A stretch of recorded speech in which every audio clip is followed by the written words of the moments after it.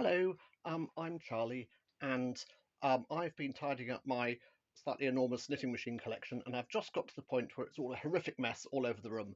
And so I thought I'd stop doing any tidying and make a video sort of aimed at absolute knitting machine beginners. It's going to be a little series of videos showing you how to do everything right the way from the beginning all the way to making quite complicated things like jumpers and other stuff.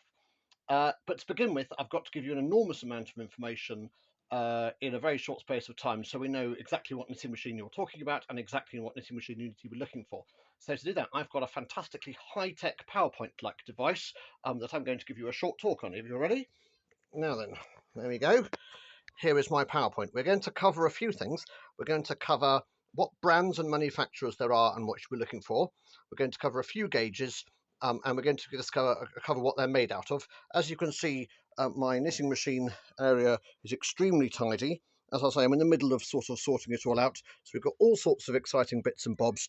And let's make a start with our high-tech PowerPoint style thing. So, covering the brands, there are basically four groups of knitting machines that we're going to look at, and I guess it's important that I say what we're going to look at and what we're not going to look at. So our first group is knitting machines made by Silver Reed. Now, the trouble is they were marketed under a whole bunch of different names. Knitmaster and Empisal, particularly in the UK, particularly Empisal in the 60s, Knitmaster in the 70s and 80s, Silver Reed in the 90s. For a brief time, they were Silver, and also Singer and Elner both sold Silver Reed machines rebranded as their own. So that is our first group of knitting machines. Our second group of knitting machines is my favourite. One's made by Brother, as in the people who make printers. In the 60s, they were Jones and then Jones and Brother. In America, they were Knit King, but by and large, they're just Brother. So they're quite nice and easy to understand. And then my third and fourth groups are Toyota, who also sold under the Elner brand. Actually, the videos that I do, if you've got a Toyota, will be fairly relevant to this. However, PASAP and PASAP and PFAF, and also sold under the Elder brand, they are a completely different type of machine, and nothing that I talk about will be relevant to those particular types of machines. Those are double bed machines, and they're all completely different and just strange. And then the fifth group here is all the other knitting machines in the world, and there are billions of them. My advice is do not buy a knitting machine that has a random brand name on it.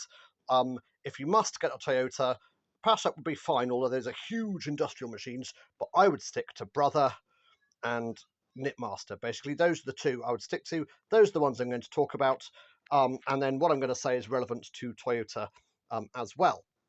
Now then, the next thing I'm going to talk about, let's go back to the start page. There we go, cunningly, is gauges. Because when you get a knitting machine, you can get up to 4 different sizes. There are some other slightly odd sizes, but up to 4 different sizes. And I'll show you some examples here. By far, the two most common sizes are standard gauge and chunky gauge. And you can see the difference here. Here is a standard gauge machine. The needles are 4.5mm apart. There they are. And they are about big enough for 4-ply yarn. Okay, really no bigger than that. You can just about manage double knit with them, but that's about as big as they get. Chunky, on the other hand, chunky needles are 9mm apart and much, much bigger. If I hold this down next to these, you can see they're much, much bigger. Okay, and you can knit much bulkier yarns with them. It has to be said, the standard gauge is by far the most common type of knitting machine. You have to pay more for chunky machines for a given standard of machine. And so I shall be mostly working with standard machines for the time being, although everything that I say will also apply to chunky machines. Let's go back to my PowerPoint. There we go, construction. Right, last thing is, you've got 2 options for construction. Okay, and again, let's go back here. Okay, you have got a plastic bed machine. This is essentially a child's toy, but it's essentially a plastic bed machine.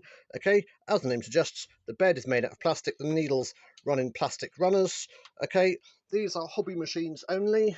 They're perfectly good. I've got one that I use quite a lot, and you can knit decent jumpers on them, but they're not really very clever. The carriages tend to have very, very simple. Here's a carriage for my HK100 that I've got. Okay, literally, you've got a big dial in the middle for stitch size, and you've got one lever on the side, and that's it. That's all the patterning options you've got. Okay, going up to the other sort are steel bed machines. This is a steel bed machine in as yet unrestored condition. Now, you've got a couple of options for steel bed machines, and they go up in complexity all the way up to massive electronic machines. This particular one is a very simple 1960s one with absolutely no patterning whatsoever. And then let's have a look. You can get up to big, chunkier ones. Look, these ones are quite large. They've got big cases around them. Here's one that's out. This is a 1960s Jones. Okay, this one has got another bed facing it. That's called a double bed knitting machine. You can see that the carriage has got all sorts of interesting buttons and twiddly things and levers on the side, and there's all sorts of lovely buttons up here you can push. Okay, and it all gets very complicated, but we're going to start very simple. Now, in order to start, what I'm going to assume is that we are starting with a standard gauge steel bed machine. I'm going to start on one that has no patterning capabilities or whatsoever. Okay, so all this is going to do is knit plain knitting. That's not actually quite true.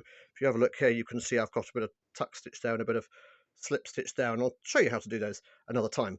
But that's what you're going to have, and we're going to start right the way from the very, very beginning. You might have one that comes in a box like this, or you might have one that comes in a cardboard box like this, or you might have one that some random relative has died and left you, or you've got off of eBay. And what I would say is make sure the damn thing works before you start. Okay, I'll just give you one small clue. Okay, if your carriage looks like this, and it's all grotty and rusty and got grot all over it, okay, then beware.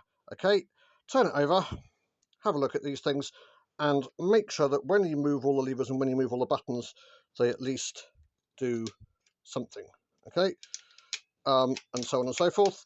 Okay, make sure that when you change stitch sizes, it does something, which in this case it doesn't, so that's going to be an issue. Make sure when you push buttons, okay, they work, and all sorts. The other thing to make sure of is underneath all of your needles, here they are, you usually have a thing called a sponge bar. The sponge bar holds the needles down.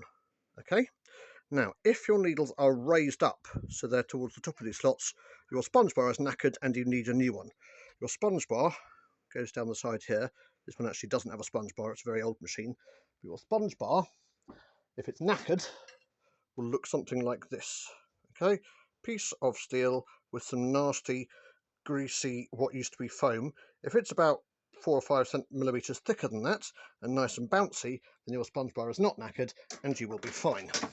Okay, I think that's about us. So that's all the whirlwind information. And then next time I'll do the very basics on how to get started.